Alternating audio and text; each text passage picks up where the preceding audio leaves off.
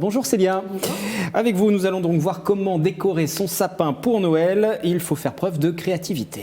Oui, alors je me suis rendue donc aux fermes de Galie, à Saint-Cyr-l'École. Là-bas, un chalet de Noël a été construit pour l'occasion, avec énormément de décorations pour votre sapin et votre intérieur.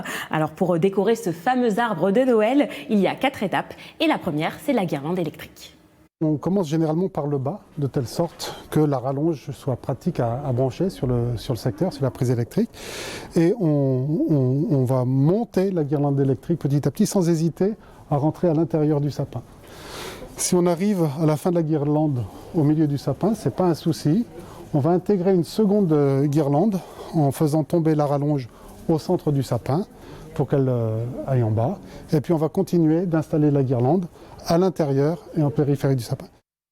Ça va, je me débrouille pas trop mal quand j'entends ces conseils. Est-ce qu'il y a des couleurs aussi à privilégier? Oui, il y a des couleurs. La tendance cette année, c'est le retour au traditionnel, avec du rouge associé à du blanc et du bois. Mais les 3 couleurs phares restent toujours le rouge, le vert et le doré. Donc là, il y a plein de branchages, plein de fleurs, de branches de coton. Le troisième élément qu'on va positionner, ça va être toutes les petites guirlandes de perles qui vont venir en périphérie du sapin et on finit par les boules, de telle sorte qu'elles soient positionnées sur le devant et qu'elles soient bien visibles. Sur la lumière, on va parler de lumière. Oui, on va parler je faisais de un lumière. petit point avec Célia en direct, si vous nous suivez à 18h. J'ai été un peu vite en besogne parce qu'une fois la lumière installée, il y a encore d'autres choses à faire. Oui, c'est ça. Donc, on parlait donc de lumière, mais il y a aussi les éléments donc appliqués aussi.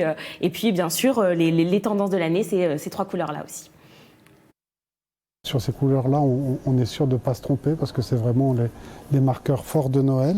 Et puis après, on a des univers qui sont assez froids, blancs et bleus, qui sont aussi très sympathiques, mais qui sont moins chaleureux que le rouge ou le doré. Et jusqu'à quand garder son sapin, c'est toujours la grande question. Oui, alors finalement, jusqu'au 25 décembre minimum. Après, souvent, on garde son sapin jusqu'au 1er janvier. Mais finalement, il n'y a pas de règle.